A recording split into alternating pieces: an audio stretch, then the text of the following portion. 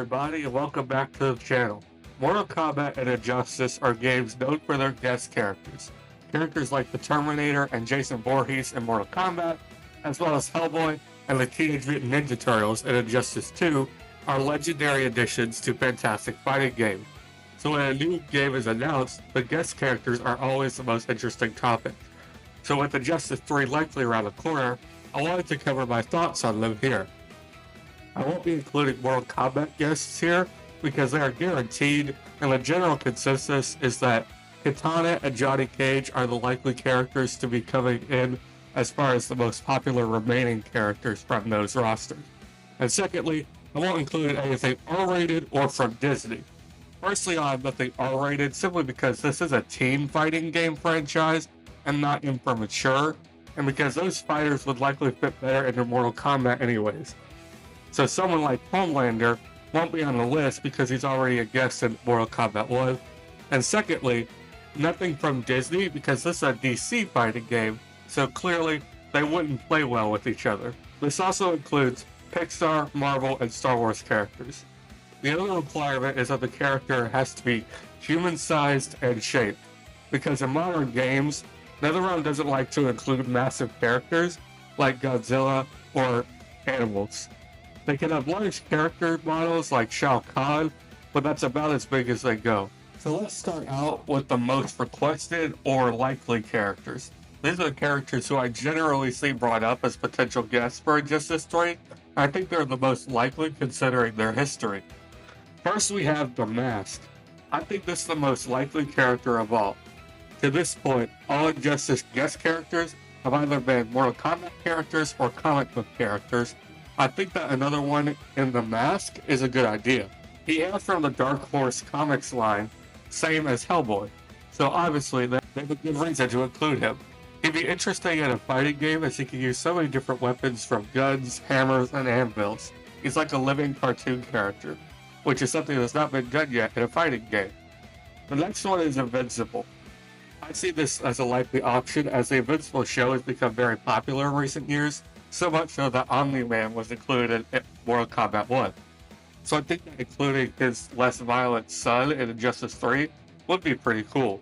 The only thing I can say that may deconfirm him for this game is that he recently won a poll for potential guest cameos in Mortal Kombat 1, so if he is, I don't know if they'll want to use him again as a full roster character. I also think that he could clash a lot with Superman, Supergirl, and possibly even Superboy if they choose to include him on the main roster. So they may have an issue with differentiating him from the others. But to be fair, they're also able to make Omni-Man and Homelander feel completely different to each other, while still being Superman clones at the end of the day. The next one is Judge Dredd.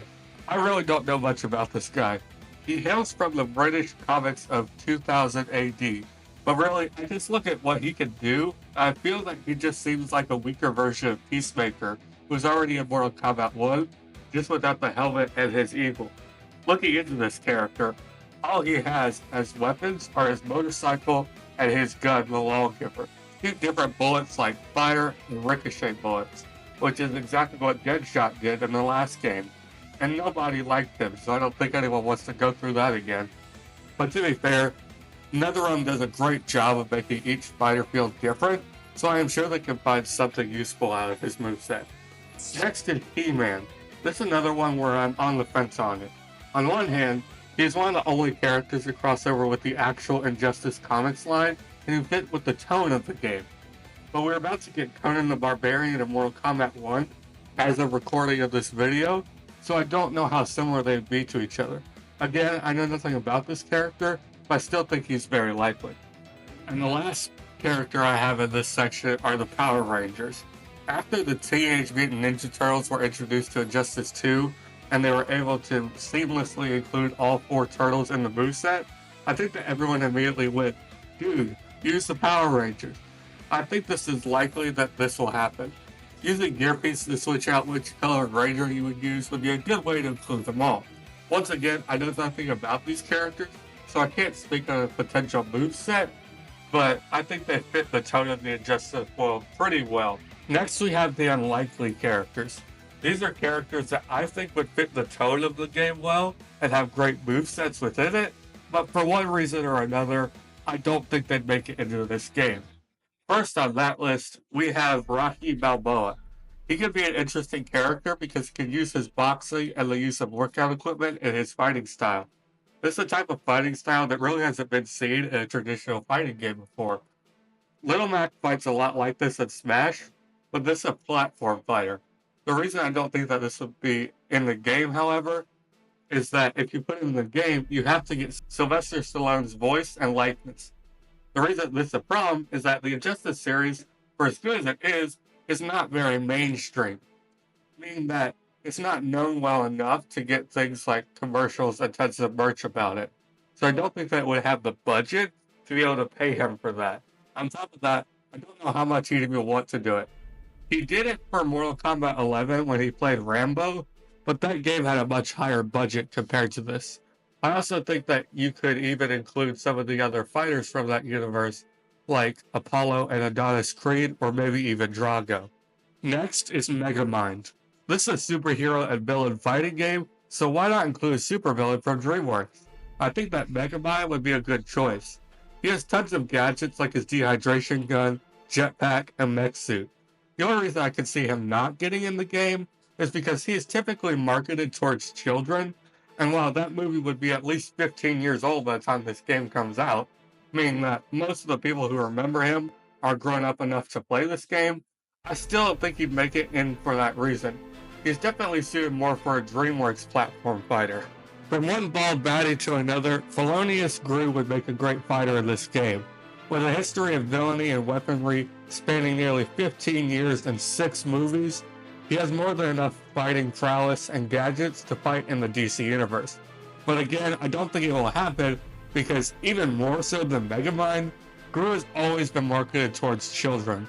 So him getting shot by Deathstroke is not something I find likely to happen anytime soon.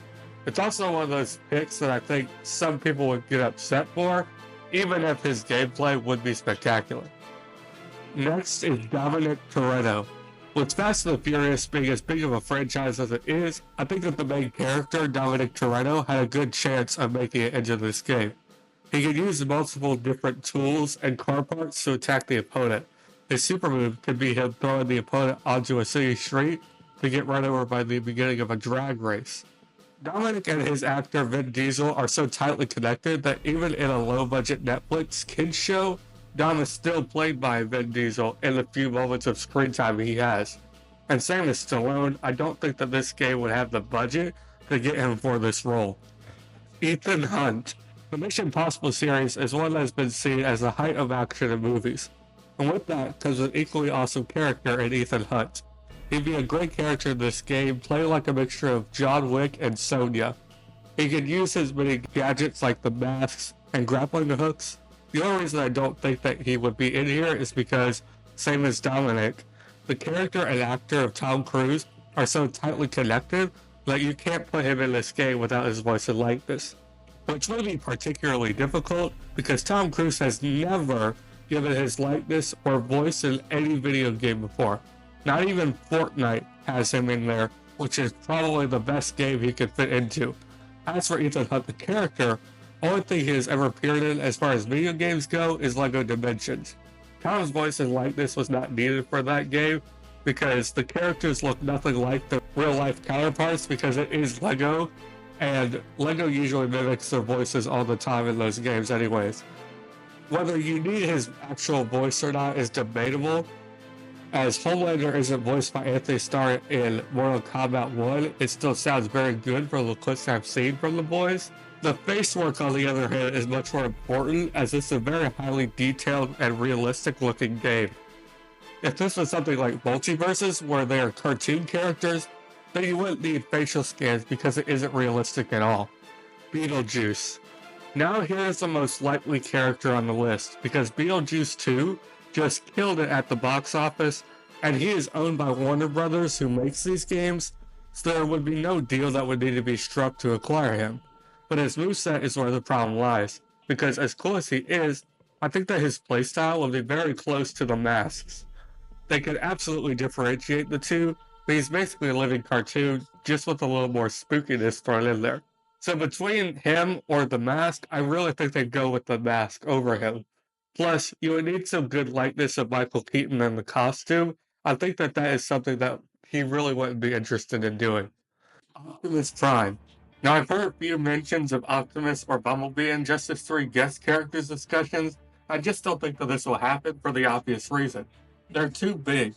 And while there are interpretations of him where he isn't as big as he is in the movies, with the animated one being the most prominent of these, two of the five Michael Bay Transformers movies have made $1 billion, so obviously they'd go with that one.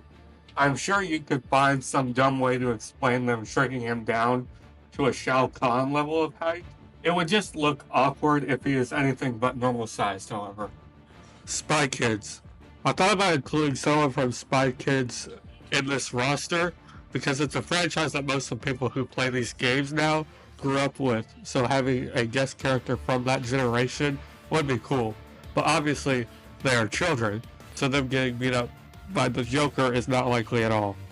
You could include J.D. Cortez if he's all grown up, like in Spy Kids 4, but then you're losing the fact that it's a spy kid and not spy adults. I just wanted to throw the idea out there. And now for the verse of the day. John 14:6 says, Jesus said to him, I am the way, the truth, and the life. No one comes to the Father except through me. Now we have the picks that I both think could be interesting choices for the game, while also having a somewhat good chance of actually being in there. First, we have Voldemort. The Harry Potter series would be an easy franchise for them to include in this game. WB already owns it, and choosing which character would fit best into a 2D fighting game, I found that Voldemort would be the best choice. He has your standard dark wizard spells and stuff. He also has the ability of flight and the use of magical creatures like the Basilisk and the Dementors, and help from his pet snake Nagini. I also saw concept art at one point of him using his robe like Dr. Octopus arms. While this never actually shows up in the movies and I was disappointed because of that, I think that integrating something like that into his moveset would definitely help him be more fleshed out. As far as the likelihood of getting him in, I think it would be decent because there are no legal issues with him being in, and there is blood in Harry Potter movies, especially the later ones, because they are PG-13, so he would definitely fit into the setting of the DC universe. Inspector Gadget. I think this would be a very interesting fighter in this game. He would have a vast assortment of weapons and mobility potential with his helicopter hat, extendable arms, and other such weapons. I really don't know how likely he is for this game, because it's kind of unclear which major company owns him. The studio, Wild Brain, currently owns him, but I don't know whether or not they're owned by Disney or not. In the early 2000s, Disney made 2 live-action movies from him, but in the 2010s, a 3D animated TV show was produced on Netflix, which is actually pretty good, by the way. Well, I don't think it's too likely because he is still considered a kid's character, and getting him shot is not very likely, but moveset-wise, he would fit great. And it's also fun to have a comedic character on the DLC roster because they don't have to factor into the story at all. Dewey Finn, aka Ned Schneebly, would be an interesting addition to the roster because you can have a music-based fighter. Almost like if you got into a rhythm of consecutive hits, his damage or his speed could increase. You can also use tons of musical-based attacks like hitting the opponent with his guitar or sound waves. He can even call out members of his band, the School of Rock, to send projectiles at the opponent, although they could definitely not get hit because they are children. I don't think he fits the best into the DC universe for sure, but having some characters that are way out of left field is what makes fighting games rosters so interesting.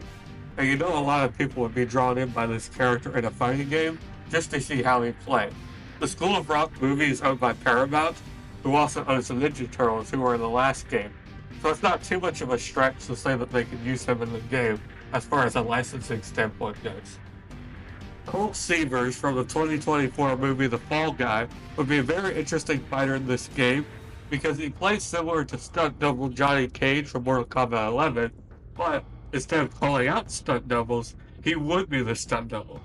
But you can make the entire thing as if he's filming a movie, So the space guns and things like that that you see in the movie as props actually worked. The concept of a stunt double as a playable character in a fighting game would be a great idea. I feel like without creating your own original character, Colt Sievers would be the best fit for that spot. As far as licensing goes, I don't think it'd be too difficult to acquire him because he's made by Universal, who are usually pretty lenient on their IPs. But I don't think that he'll be included in this game because, one, the movie did not do very well financially, even though it was fantastic. And secondly, most of what his moveset would kind of already be covered by Johnny Cage if he were to be the Mortal Kombat guest, especially if they include some of his stunt double moves, like I said before, from Mortal Kombat 11. Danny Phantom. With the Ninja Turtles being included in Injustice 2, I think that the possibility of other Nickelodeon properties being included in this game has definitely gone up. And with Nickelodeon's second biggest franchise behind SpongeBob and obviously he's not getting in this game, I think it'd be best to get one of the legacy franchises that Nickelodeon owns and Danny Phantom. He basically have a very similar moveset to what I would assume Deadman's powers would be, but it's the energy blast and the ability to face through walls he would use as a very tricky opponent to fight. I think it'd be okay to include him from an age restriction point of view because, similar to Spy Kids, the people who grew up watching these movies are old enough to now enjoy more mature fighting games. So, him being a teenager in this game wouldn't be too crazy. In fact, Blue Beetle, Firestorm, and Robin were all in Injustice 2 who are teenagers in that game. I think that the biggest chance that Danny Phantom has to get into this game is whether or not the last character I have on this list is included or not. He could have gone in the first section of the highly requested characters, but I wanted to save him for the end because I wanted to go slightly more in depth with his character and how he would play. And that character is Ben 10. He is a perfect guest fighter for this game.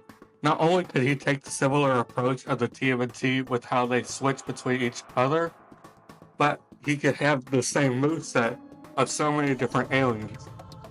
I could see him maybe getting like 5 aliens to choose between to cover the rest in his intros and outros, grabs, and super move, but I definitely think it'd be best for them to go with Teenage Ben from Alien Force and the shows after that, because while the first show is definitely the best, between the wonky hitbox that young Ben will cover and once again not being able to fight against a kid, you kind of have to have older Ben be the best choice. I think that they can do two things to make his moveset include as many aliens as possible. Firstly, you can make his normal moveset include transformations that are only used as a single move, but then you could also use aliens as full transformations for a short amount of time. The reason I said that Danny Phantom's chance of getting into the roster would go up considerably if Ben 10 was included as well is because they're often compared as being slightly more grown-up superhero shows on animated TV networks made for kids, and they have both recently been having talks back and forth on whether or not to make live-action movies out there on their properties. A lot of people think once the first one is made, the other will as well. As far as licensing goes, there really is an issue here. Ben 10 is owned by Cartoon Network, who is owned by Warner Brothers. On top of that, as long as you either include Ben in his teenage form, or make him stay in whatever alien form you pick for him, I think it's fine to include him as a kid in this game, and he would fit in well in the DC universe, especially because he'd honestly beaten most of the cast anyways, especially if he has the Master Control, which allows him to switch between aliens as much as he wants without his timer running out. So that's my list. What did you think? Who would you want to see as guest characters in Injustice 3? Let me know in the comments below, and don't forget to subscribe, and I'll see you all later.